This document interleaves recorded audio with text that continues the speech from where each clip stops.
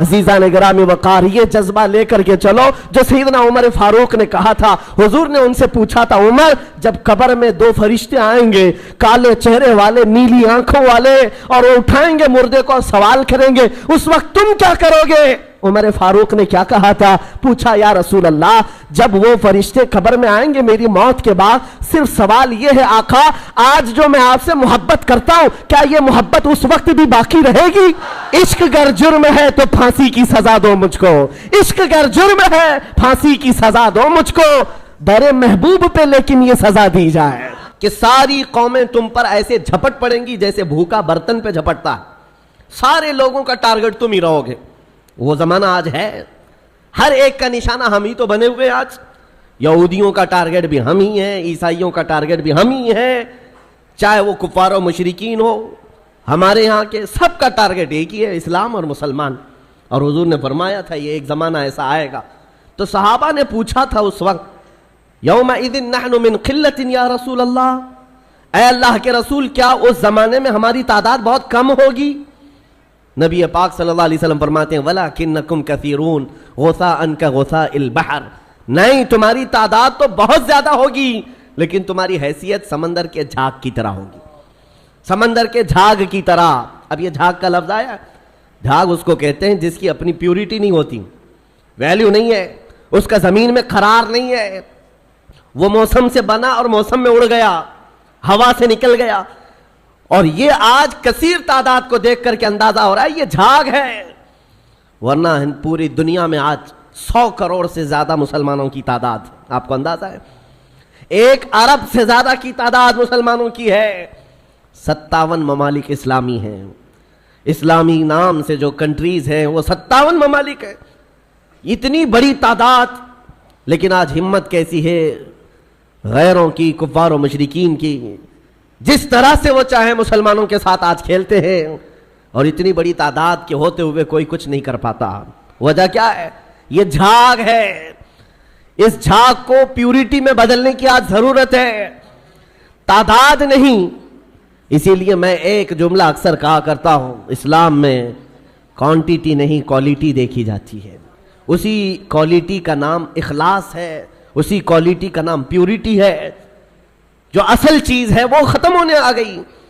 آپ کو اندازہ ہے ایک وہ دور ہے جب رسول کریم صلی اللہ تعالیٰ علیہ وسلم کے ساتھ صرف 1200 صحابہ ہیں، اور آپ کا ایک قاصد، حضور پاک کے ایک سفیر جو تبوک کے مقام پر جا رہے تھے، جو جنگ تبوک لڑی گئی ہے اس کی وجہ میں بتا رہا ہوں، نبی پاک صلی اللہ علیہ وسلم کے ایک سفیر اردن جو آج کا جارڈن کہلاتا ہے اس جگہ کی طرف رواں تھے، بیچ راستے میں ایک عیسائی گورنر نے پکڑ کر کے حضور کے اس صحابی کے ساتھ بدتمیزی کی اور ان کو دردناک انداز میں قتل کر دیا، بے دردی کے ساتھ شہید کر دیا۔ ایک سفیر، ایک صحابی کا قتل ہوا، خبر پہنچی مدینہ طیبہ میں، تو کیا اس کو عام طور پر لے لیا جائے گا؟ نبی پاک صلی اللہ علیہ وسلم کا ایک سفیر قتل ہو گیا، ایک صحابی قتل ہو گئے؟ نہیں میرے عزیزوں، پورے مدینے میں ایسی ہوا پھیلی، دوسری صبح تھی، سارے مدینے کے ہر گھر سے نوجوان، ہر گھر سے سب باہر آئے اور نبی پاک صلی اللہ علیہ وسلم کے سامنے صفے لگا کر کھڑے ہیں۔ آقا اجازت عطا فرمائے، آپ کے ترجمان اور آپ کے سفیر کے ساتھ جس نے کیا ہے ہم اس کے پورے ملک کو الٹ کر کے آ سکتے ہیں، اس کی سلطنت کو ختم کر کے آ سکتے ہیں۔ نبی پاک صلی اللہ تعالیٰ علیہ وسلم نے صحابہ کی صفیں لگائی اور اجازت دیا، خود بھی چل کر کے گئے۔ آپ تاریخ پڑھ کر کے دیکھنا جنگ تبوک کی وجہ کیا تھی۔ حضور اکرم صلی اللہ علیہ وسلم نکلے، 1000 اور کچھ صحابہ تھے، لیکن جیسے ہی ان کا رعب و جلال دیکھا، وہ جو سلطنت تھی بیزنطینی، اور اس وقت ابھی نبی پاک صلی اللہ تعالیٰ علیہ وسلم قریب پہنچے بھی نہیں تھے کہ یہ جنگ چھڑ گئی، اور اس کے بعد ایسی جنگ ہوئی تھی، تاریخ شاہد ہے، نہ وہ گورنر باقی رہا، نہ وہ سلطان باقی رہا، نہ اس کی فوج باقی رہی، پھر صحابہ نے پرچم اسلام لہرا دیا۔ جس نے سلطنت اسلام کے خلاف انگلی بھی اٹھائی ہے، صحابہ کا ایک جم غفیر نکلا تھا، وہ ان کا احساس تھا، وہ ان کی پیورٹی تھی۔ جنگ بدر میں جب جا رہے تھے، پہلی جنگ تھی، صحابہ کے ساتھ حضور جا رہے تھے، پتہ ہے مدینہ طیبہ سے بدر کا میدان 160 کلومیٹر ہے، تقریباً 160-180 کلومیٹر کے قریب۔ پیدل چل کر کے گئے تھے، اور وہاں جانے کے بعد جو صحابہ ہیں ان کو حضور پاک نے ایک خطاب کیا تھا رات کو کہ اگر تم میں سے کسی کو مدینہ واپس جانا ہے تو چلے جاؤ۔ سختیاں بڑھ گئی، 1000 سے زیادہ کافر آ گئے، ہتھیار جنگ سب لے کر کے۔ تو صحابہ کیا کہتے ہیں جانتے ہیں؟ رات میں کھڑے ہو کر انصار صحابہ یہ کہتے ہیں یا رسول اللہ ہم بنی اسرائیل نہیں ہیں، بنی اسرائیل نہیں ہیں جنہوں نے موسیٰ علیہ السلام سے کہا تھا آپ جائیے اور آپ کا خدا اور آپ مل کر کے لڑیں، ہم امت محمدیہ ہیں۔ یا رسول اللہ آپ تو بدر تک لائے ہیں جو 160 کلومیٹر کا سفر ہے، اگر میرے آقا آپ 1000 کلومیٹر دور یمن تک بھی لے جاتے ہم میں سے کوئی پلٹ کر کے نہیں دیکھتا، آپ کے ساتھ چلتے۔ یہ صحابہ کا جو احساس تھا نبی پاک صلی اللہ تعالیٰ علیہ وسلم کے ساتھ چلنے کا، وہ اسلام کو ایسا مضبوط بنایا ہوا تھا کہ کسی کو آنکھ اٹھا کر دیکھنے میں 1000 بار سوچنا پڑتا۔ ڈیفنس جو مضبوط ہوتا ہے وہ ہمارے اتحاد سے اور ہمارے احساس سے، تعداد سے نہیں۔ آج بھی بہت سارے لوگوں کے پاس تعداد ہے لیکن وہ تعداد معنی نہیں رکھتی۔ قرآن پاک میں اللہ تعالیٰ نے فرمایا ہے ان یکم منکم 20 صابرون یغلبوا 200، اگر تم میں 20 لوگ صبر والے ہو جائیں اللہ فرماتا ہے میں 200 پر انہیں غالب کروں گا۔ قرآن کا فرمان جھوٹا نہیں ہے، قرآن کا فرمان غلط نہیں ہو سکتا۔ بس وہ قوم کہاں ہے جن کے اندر پیوریٹی تھی، اخلاص تھا، جو حساس تھے۔ آج دل درد کرتا ہے جب فلسطین کے بچوں کی شہادت دیکھتے ہیں۔ آج 5000 سے زیادہ صرف چھوٹے بچے قتل کیے گئے، ان کا قصور کیا تھا؟ بن کھلے مرجھا گئے، ان کلیوں کا کیا کہنا ہے جو دنیا کی ابھی رعنائیاں دیکھے تک نہیں ہیں؟ ان بچوں کی شہادتوں پر دنیا آج خاموش تماشائی ہے۔ میرے عزیزوں، کفار و مشرکین، یورپ کے یہ سارے فسادی، امریکہ جیسے جتنے دادا گیری کرنے والے لوگ ہیں، ان کا تو مذہب ہی ہے، لیکن مسلمانوں کو کون سا سانپ سونگھ گیا جو ان نہتے تڑپتے بچوں کو دیکھ کر کے ابھی بھی مست ہیں، اپنے عیش میں جی رہے، آج بھی اپنی زندگیوں میں کوئی فرق نہیں آتا۔ کبھی آپ نے دیکھا آج بھی جاؤ شادیوں میں، اپنے محلوں میں بے حساب کھانا لٹا دیا جاتا ہے، نالیوں میں پھینکا جاتا ہے، پھر یہ کھانا گرا ہوا ہم دیکھتے ہیں اور ان بچوں کو ایک روٹی کے لیے تڑپتا ہوا دیکھتے ہیں تو دل پر آری چلتی ہے، سینہ کلیجہ منہ کو آتا ہے۔ امت محمدیہ آج ایسے کیسے ہو گئی؟ کس ڈگر پر چل پڑی؟ ایک مومن کو اگر تکلیف ہو تو پورے مومنین کو تڑپنا چاہیے، یہ ایمان کی علامت ہے، ایمان کی علامت ہے۔ نبی کریم صلی اللہ علیہ وسلم نے فرمایا مثل مؤمن کمثل جسد اذا اشتكى عضو تداعى له سائر الجسد بالسهر والحمى، تمام مومنین ایک جسم کی طرح ہیں، ایک عضو کو تکلیف ہو تو پورا جسم تکلیف میں بیمار ہو جاتا ہے، بخار زدہ ہو جاتا ہے۔ آج نہ ان کی عیاشیوں پر کچھ فرق آیا، دبئی والے، سعودی والے، بحرین والے، قطر والے، ان سب کی عیاشیوں پر کوئی فرق نہیں پڑا۔ یہ اللہ کے عذاب کے آنے کی علامات بھی ہیں۔ میرے عزیزو، اندازہ کرو جب کسی کا گھر جل رہا ہے پڑوس میں تو یہ سوچ کر خاموش نہیں بیٹھنا میں محفوظ ہوں، اس کی ایک چنگاری تمہارے گھر کو جلانے کے لیے کافی ہے۔ وہ چنگاری جب اڑ کر آئے کہ ہمارے گھر، ہمارا سارا آشیانہ خاکستر کرے گی۔ آج میں اس لیے عرض کر رہا ہوں، احساس اگر نہیں ہے تو مومن بھی نہیں ہے۔ احساس، آپ یہ سوچتے ہوں گے ہم فلسطین کے بارے میں، غزہ کے ان نہتے بچوں کے بارے میں تقریر کرتے ہیں، بیان کرتے ہیں، ہم یہاں بیٹھ کر کے کیا کر سکتے ہیں؟ ہر ایک کے ذہن میں یہی بات آتی ہے، ہم نہ جا سکتے ہیں نہ چل سکتے ہیں، ارے مدد بھیجنے والوں کی مدد تک نہیں جاتی، ہم یہاں کیا کریں؟ ایک دولت ہے وہی حساس جس کو کہتے ہیں۔ احساس جس مومن کے دل میں آئے تمہیں اندازہ نہیں، یہ عرش الہی کو ہلا دیتی ہے، عرش الہی کو ہلا دیتی ہے مومن کا احساس کا درد۔ آپ یہاں بیٹھ کر کے اگر وہ احساس کرتے، آپ کو اندازہ ہے ہمیں احساس ہی تو اسلام نے سکھایا ہے۔ نبی کریم صلی اللہ تعالیٰ علیہ وسلم کی اس امت میں اگر احساس نہیں، جہاں صحابہ کو حضور نے یہ تعلیم دیا تھا۔ آپ کو پتہ ہے مدینہ طیبہ میں ایک مہمان آئے حضور کی بارگاہ میں ایک مہمان ہے، اور نبی پاک صلی اللہ تعالیٰ علیہ وسلم کے گھر فاقہ ہے۔ حضور نے صحابہ سے کہا کوئی ہے جو میرے مہمان کی مہمان نوازی کرے، اللہ اس کی مہمان نوازی کرے گا۔ حضرت ابو طلحہ انصاری کھڑے ہوتے ہیں، کہا یا رسول اللہ میں آپ کے مہمان کو لے جاتا ہوں۔ ان کو خود کو خبر نہیں ہے گھر میں کچھ ہے بھی یا نہیں، مہمان کو لے کر چل پڑے۔ جب گھر آئے بیوی سے کہا رسول اللہ کے مہمان گھر آئے ہیں۔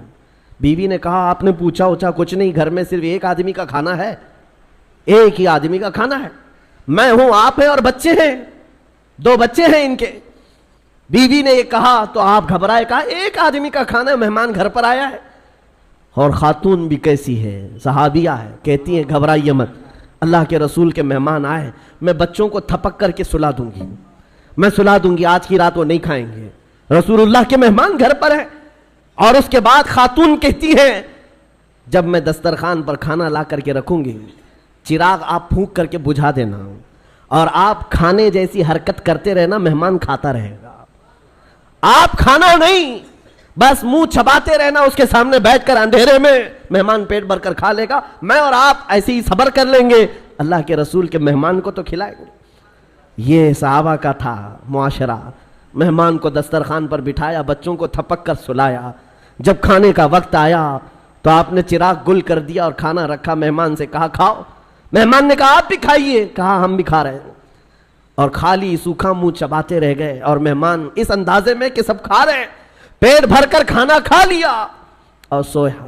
صبح اٹھنے سے پہلے جبرائیل امین حضور کی بارگاہ میں آئے, کہا یا رسول اللہ صلی اللہ علیہ وسلم, آپ کے مہمان کے ساتھ آپ کے صحابی نے جو سلوک کیا ہے, پورے آسمان کے ملائکہ میں اس کا چرچا چل رہا ہے, اس کا چرچا فرشتوں کے درمیان چل رہا ہے. یہ تھا میرے نبی کا معاشرہ, احساس, کسی ایک کے لیے اپنا پورا نچھاور کر دینا. جنگ موتا کے درمیان ایک پانی کی کھٹوری پر 3 لوگوں نے جان دے دی تھی. یہ بھی واقعات مشہور ہیں. ایک بکری کے گوشت کا بھنا ہوا سرا کسی کے گھر میں آ جائے, صحابی اپنے پڑوس میں بھیجتے رہے, اور وہ پورے مدینے میں گھومتا تھا. ہر صحابی یہ خیال کرتا شاید میرا پڑوسی بھوکا ہے. یہ معاشرہ میرے نبی کا بنایا ہوا تھا. آپ کو پتا ہے حضرت عمر فاروق رضی اللہ تعالیٰ عنہ کا دور ہے, جب آپ رات کے وقت تنہا نکل پڑتے تھے اپنے خادم کے ساتھ مدینے کے حالات کو معلوم کرنے کے لیے. اپنے ایک خادم کے ساتھ کہیں سے گزر رہے تھے, ایک گھر سے کراہنے کی آواز آئی, ایک عورت کے رونے کی آواز آئی, رک گئے. اور آپ کے چہرے پر نقاب پڑا رہتا تھا, امامہ شریف اور نقاب جس طرح سے عربوں کا رواج ہوتا.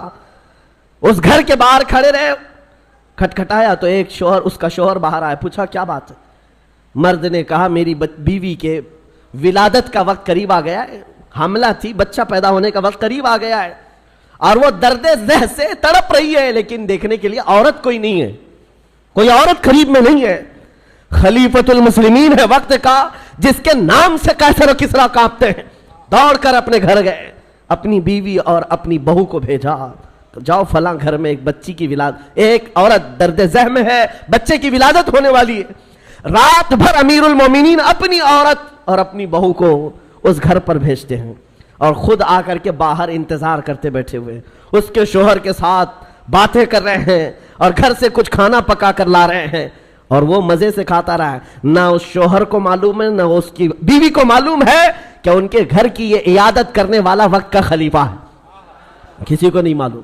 صبح بچے کی ولادت ہو گئی, اور اس کے بعد حضرت عمر ایسی خوشیاں بانٹ رہے ہیں جیسے لگتا ہے ان کے گھر میں بچے کی ولادت ہوئی. اور جب آپ نے مبارکبادیاں دی اور گھر واپس چلے گئے, تو بعد میں محلے والوں نے کہا رات بھر تیرے گھر میں جو عورتیں تیمارداری کر رہی تھی وہ کوئی اور نہیں, امیر المومنین کی بیوی تھی, امیر المومنین کی بہو تھی. یہ احساس تھا, ایک عورت کے درد کی آواز آئے تو خلیفہ بے چین ہو جاتا. آج فلسطین سے اٹھنے والی آوازوں سے کسی کی نیند پر فرق نہیں پڑتا, کسی کی نیند خراب نہیں ہوتی. وقت کے عیاش حکمران, ظالم حکمران اپنی کرسیوں پر ویسے ہی مزے لے رہے ہیں, بلکہ بسا اوقات ایسا لگتا ہے یہ بچوں کی اور بچیوں کی جھنجھوڑنے والی آواز ان کی کرسیوں کو کیوں نہیں ہلاتی. یاد رکھو قرآن پاک میں اللہ نے فرمایا وَإِذَا الْمَوْءُودَةُ سُئِلَتْ بِأَيِّ ذَنبٍ قُتِلَتْ, ان بچوں کو جو آج مار دیا گیا ہے, یہ سورہ تکویر کی آیتیں بتا رہی ہیں, یہ قیامت کے دن بچیاں اٹھائی جائیں گی اور رب تعالیٰ سے پوچھیں گی مولا مجھے بتا کس جرم میں مجھے مارا گیا تھا, میرا گناہ کیا تھا جو مجھے قتل کیا گیا. آج یورپ کے درندے اور اسرائیل کے جتنے ظالم ان کے قتل میں شریک ہیں وہ الگ قاتل ہیں, لیکن یہ چپی اور یہ خاموشی پوری دنیا کی الگ قاتل ہے. یہ الگ قاتل ہے. درد ہمیں اس بات کا ہو رہا ہے. اسی لیے شاعر نے کہا تھا نہ ادھر ادھر کی بات کر, مجھے یہ بتا کہ قافلہ لٹا کیوں, مجھے رہزنوں سے غرض نہیں, تیری رہبری کا سوال ہے. ڈاکوؤں کا کام ہی ہے ڈاکہ ڈالنا, ڈاکوؤں کا کام ہی ہے مال چھیننا, لیکن سوال تو تمہاری رہبری کا ہے. یہ حالات کب بدلیں گے میرے عزیزو؟ اس وقت بدلیں گے جب ہمارا جوان احساس کی زندگی جینے لگ جائے.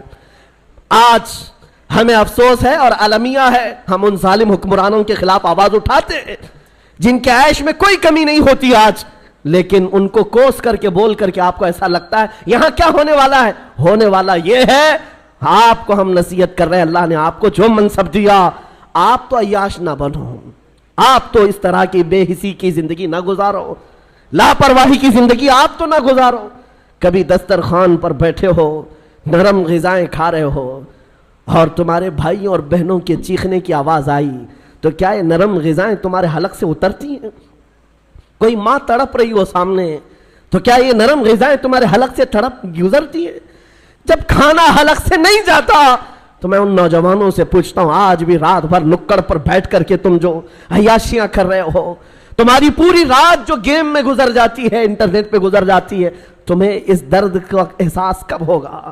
آشیانہ لٹتا چلا گیا اور اب بھی اگر احساس نہیں آیا تو کب آئے گا؟ شاعر نے کہا تھا جگہ جگہ کے تھک چکے ہیں تمہیں یہ ہنگامے, نشاط لذت خواب گراں بدل ڈالو, غلط روی سے منازل کا بودھ بڑھتا ہے, مسافروں روش کارواں بدل ڈالو.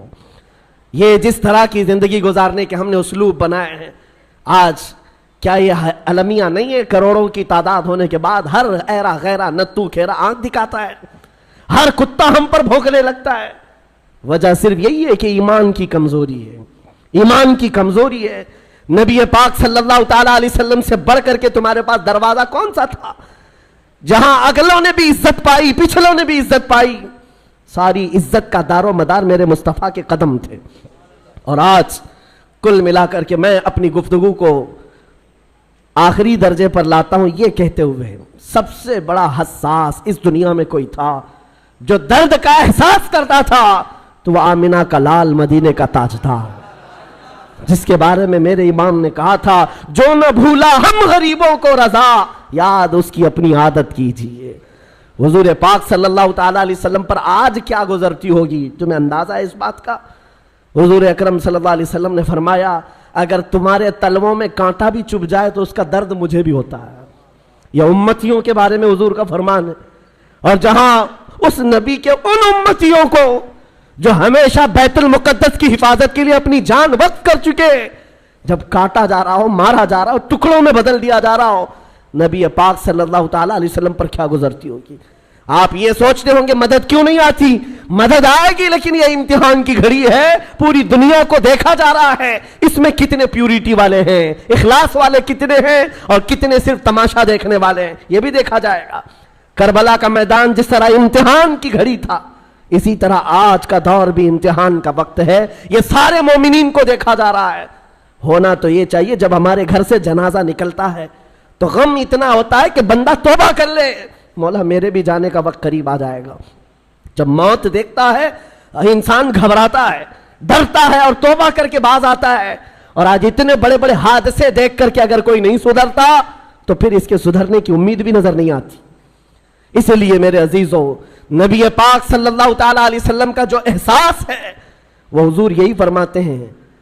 حضور نے فرمایا, حدیث پاک ہے, من اصبح منا من لم یہتم بامرنا فلیس منا, جو اس حال میں صبح کیا کہ میری امت کے بارے میں کچھ سوچا نہیں, وہ میری امت میں سے نہیں ہے. کتنے ہیں ہم میں سے جو صبح کرتے ہیں اور رسول اللہ کی امت کے بارے میں کہتے ہیں؟ آپ کو پتا ہے نبی پاک صلی اللہ تعالیٰ علیہ وسلم نے یہ بھی فرمایا جس نے میری امت کی مغفرت کی دعا کر دی میری شفاعت اس پر واجب ہے. حضور کی امت کے لیے صرف دعا بھی کرتا ہے تو حضور فرماتے میری شفاعت ہے اس پر. تو آج یہ احساس پیدا کرو, درد پیدا کرو ایک دوسرے کا, اور ان مومنین کے لیے باضابطہ رب تعالیٰ کی بارگاہ میں گڑ گڑاؤ. دعا مومن کا ایک ہتھیار ہے. جب احساس کے دل کے ساتھ اللہ کی بارگاہ میں پکارا جاتا ہے تو عرش الہی بھی ہل جاتا ہے اور دعائیں باریاب ہوتی ہیں اور مدد ضرور آئے گی. عزیزان گرامی وقار, नबी करीम सल्लल्लाहु ताला अलैहि वसल्लम के उस दरबार से हमारी दूरी या आज हमारे दरमियान इंतशार पैदा की हुई है। हम जो भटके हुए हैं, बिगड़े हुए हैं, जगह जगह अलग अलग जमातों में, टुकड़ों में तब्दील हैं, एक ही वजह है, जिस रस्सी को हमेशा पकड़ने के लिए कहा गया था वो रस्सी हाथ से छूटती है तो फिर न तुम्हारा निगहबान तुम्हें नजर आता है, न तुम्हारी जमात का तुम्हारा कोई शनाख्त तुम्हारी बाकी रह जाती है। इसलिए जिस रस्सी को पकड़ने के लिए कहा गया है वो रस्सी कोई और नहीं, वो रसूलुल्लाह की नामूस की, उनकी इज्जत की, उनकी सुन्नतों की रस्सी है। आ जाओ नौजवानों, इज्जत वहीं पर है। कुरान कहता है वलिल्लाहिल इज्जतु वली रसूलिही वलिल मुमिनीन, इज्जत तो अल्लाह के लिए है, इज्जत तो रसूल के लिए है और इज्जत ईमान वालों के लिए है। और नबी पाक सल्लल्लाहु अलैहि वसल्लम को छोड़ करके अगर तुम इज्जत ढूंढते हो हरगिज मुमकिन नहीं। आबरू मां ज़नाम मुस्तफास, हम सब की इज्जत और आबरू नबी के नाम से वाबस्ता है। आज तो आज है, ये सब पुकारना छोड़ दो दुनिया को। दुनिया बहरी है, गूंगी है, तुम्हारी बात ना इनके कानों में जाती है ना दिलों पर उतरती है। ये मदद की दुहाइयां देना बंद कर दो, इस दुनिया को पुकारना छोड़ दो। इसलिए कि हमारा अकीदा यह है, यहां पर भी और आखिरत में भी हमारा अगर कोई निगहबान और पासबान है वो मोहम्मद रसूलुल्लाह है। मेरे आका सल्लल्लाहु अलैहि वसल्लम से एक सहाबी ने पूछा, या रसूल अल्लाह, हश्र के मैदान में आपकी कैफियत क्या होगी? ये सुनो तो दिल बाग बाग होता है। ऐ नौजवानों, तवज्जो से, हुजूर फरमाते हैं मैदान महशर में एक ही कैफियत हुजूर ने बताई और दीगर बहुत सारे हैं, उसमें एक कैफियत मेरे आका ने जो फरमाया, फरमाते हैं मैदान महशर में जहां जम्मे गफीर होगा, पूरे इंसान जमा होंगे, हुजूर फरमाते हैं मेरे कंधे पर चादर पड़ी होगी, मेरे कंधे पर चादर होगी और वो कभी कभार खसक कर गिर रही होगी। मैं एक हाथ से अपनी चादर संभाल रहा हूंगा और एक हाथ से अपने उम्मतियों को पकड़ पकड़ कर जन्नत में ले जा रहा हूंगा। जो न भूला हम गरीबों को रजा, याद उसकी अपनी आदत कीजिए। उस भरे महशर के मैदान में हमें पहचानने वाला कोई है तो रसूलुल्लाह की जात है। जब तुम्हें पता है नबी पाक सल्लल्लाहु ताला अलैहि वसल्लम वहां पर भी हमें नहीं छोड़ना चाहते। कब्र के हालात के बारे में भी बुजुर्गों की रिवायतें पढ़ो, बुजुर्गों के मुतालिक ये क्या आपने नहीं पढ़ा? एक मोमिन साले जब कब्र में जाता है, मुनकर नकीर के आने से पहले रसूलुल्लाह तशरीफ लाते हैं और फरिश्तों से कहते हैं जरा आहिस्ता से जगाओ, बड़ा थक करके आया है, ये मेरा गुलाम है। ताजुश शरिया ने ये फरमाया था बारगाह मुस्तफ़ा में, या रसूल अल्लाह मैं मरूं तो मेरे आका ये मलाइका से कहना इसे कोई मत जगाना, अभी आंख लग गई है। तेरे दामन करम में जिसे नींद आ गई है, जो फना न होगी उसे जिंदगी मिली है। ये उनसुर इसलिए मैं बता रहा हूं, वो खबर में भी हमारे पास आने वाले हैं और हश्र में भी आने वाले हैं। इसीलिए आला हजरत की सुनो, आला हजरत ने क्या फरमाया, आज ले उनकी पनाह, आज मदद मांग उनसे, कल न मानेंगे क़यामत में अगर मान गया। उन्हें जाना, उन्हें माना, न रखा गैर से काम, लिल्लाहिल हम्द मैं दुनिया से मुसलमान गया।